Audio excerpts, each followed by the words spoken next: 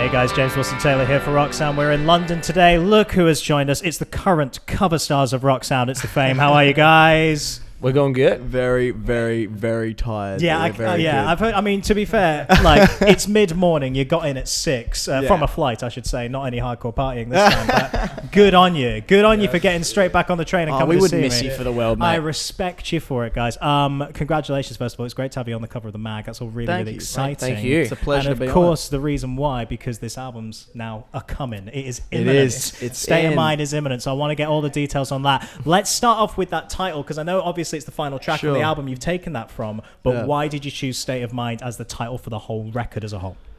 We felt that it was like a really good, just an idea of like, you know, where we're going as a band, you know, direction for the future and kind of our position on where we want to take our steps, you know, conceptually and sonically, you know, because, you know, over the years as a band, you know, starting from our EP, Summer is a Curse, a lot's happened, you know, through touring and through recording and through various experiences of life and just, you know, being 4 people on the road, just experiencing the music industry in general, we've learnt a lot and grown a lot. And State of Mind was that song that really kind of encapsulated that journey and kind of encapsulates the future for us as well. Yeah, you can definitely see a bit of that journey as well in terms of, you know, we've chatted when the EP came out, we've chatted about singles and everything. And of course, some of those songs are still on the album, but the sound in general seems to have grown. You've got lots of new kind of synth styles in there and all that kind of stuff as well. A bit kind of epic anthems. I mean, talk to me about that kind of getting in the studio when it's the record. How was that approach in general? Yeah, like a lot of the record was written like at the very final stages. About half of the record, was written in the last like couple of months of everything. And like even like Humans had the turnaround from when we finished that song to when it was like mixed and mastered and done ready to go was like literally a couple of days. Wow. So that one was like right at the end, and like the same with a lot of the other ones. And you know, with these ones, like State of Mind was the first song that we actually started writing like back home with the 4 of us that we completed. And the mindset going into all of that is thinking like about what songs, like what would we want to be playing live and like how that influences the recording. So that was like a really big, that was a really big aspect that we're focusing on with the rest of the record, because we wanted something that, we'd be stoked playing, and what people, thinking about what people respond to like in that live setting did have a huge influence on what we recorded for the rest of the album. Nice.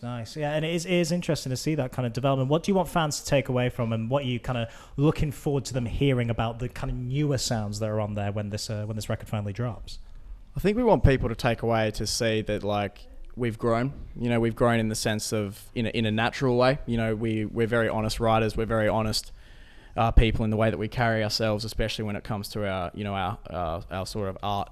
So we want people to kind of not only get an insight into ourselves, but get an insight into our future and get an insight into the unpredictable medium that music is, really. And kind of, because at the end of the day, we don't know where our sound is going to be in a year technically, but we're just happily to embrace it, and hopefully everyone else can embrace it too and get on the very exciting road of writing music and on this crazy journey of being in a band. Absolutely, man. Absolutely. And what a journey it's been. And this is the other kind of interesting I want to touch on a little bit is there has been a lot of changes over the last kind of couple of years. Definitely. We know that. And now that you've got this very settled lineup that, especially in the live show, really, really gels together so well. And I guess in the studio did the exact same thing. Definitely. I mean, that's got to have a renewed sense of confidence moving forward, right? How do you guys feel now that everything's settled, off we go, ready for the next stage? Well, yeah, it's sick. Pass that one off. I mean, I feel, it's great. I mean, like the experience on stage and in the studio with us 4 guys is just amazing, and we all do gel so well.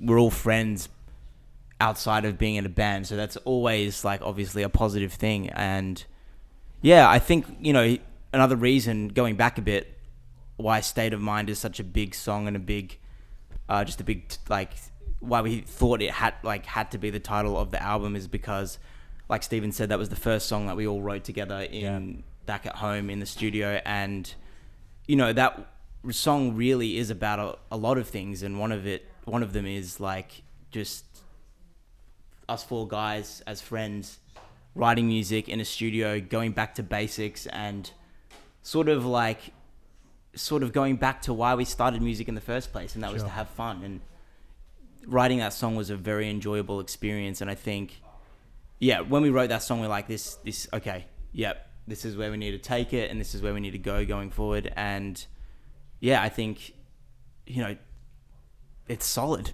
It's solid, yeah. So it feels like you guys really have kind of got properly into the rhythm now. It's a nice thing that you've all adjusted, and there it is, and now ready to hit this next level with this album. It's exciting. And the other big development, I suppose, as well, aside from the writing, aside from establishing the lineup and everything, is this relentless touring schedule you boys have been on. My God, I want to ask specifically about some of the ones you've done supporting bigger artists in the scene, because we saw you with Against the Current over here, Andy Black out in the States. Like, what did you take away from those kind of bigger tours with these established artists?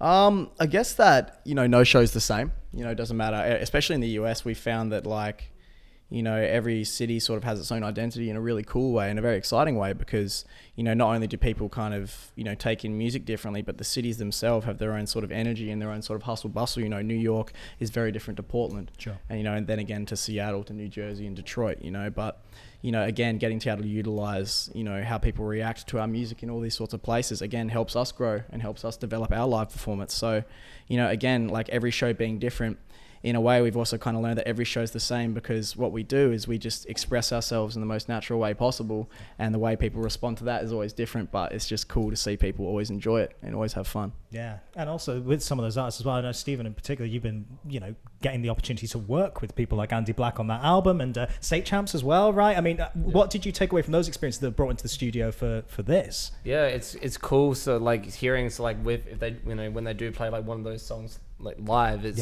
it's pretty sick. It's like, oh yeah, that one.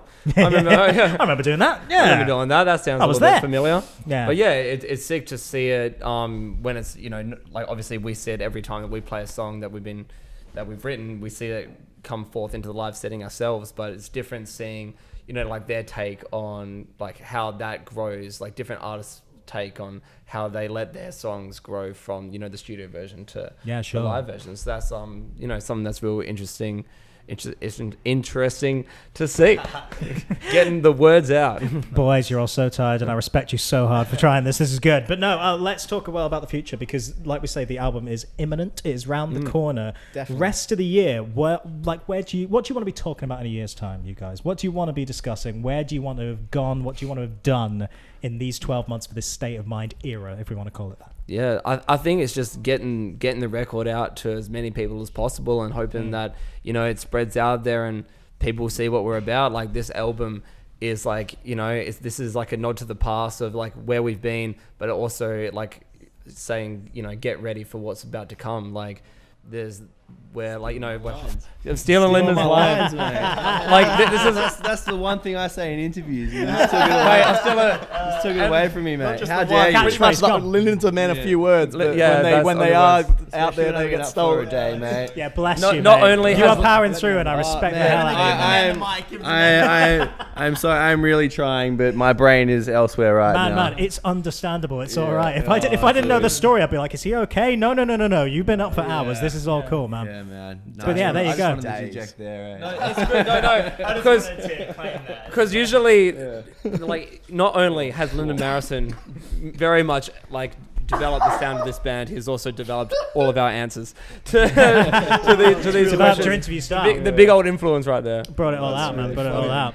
Well, yeah, moving forward as well, I guess one kind of more question I did want to ask you guys before we kind of wrap up this is that, State of Mind is about to drop. Those are songs you've been working on for so long, some of them at least, and then some like really, really new ones, as you said.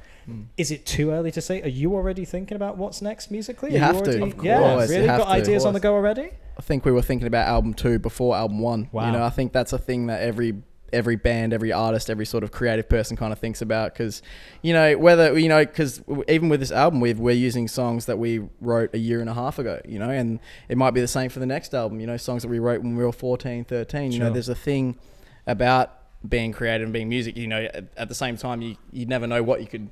You never what you can find inspiration from. You never know what would kind of spark the next idea. But every idea is an idea, and you know what? We're looking for album 30. Really, at the end of the day. So at the end of the day, we're just happy to keep writing music, and every idea is an idea, and they'll all be used in some way, shape, or form. Man, that's exciting to hear. Keeping things on the go. I You like know to it. hear that, man. Always. Hard working, boys. Always hard working. Guys, congratulations again. Really, really lovely to Thank see you, you. man. Best Thank of luck you. with the release of the record and everything. And I mean, we know we'll see you again in a couple of months. Oh, Surely. I hope so. Always We're gonna be back here soon enough. Yeah. That's it. We'll Can't see you keep back away here from that very, very gorgeous soon. face. All right, good to see you guys. The Faim, everybody.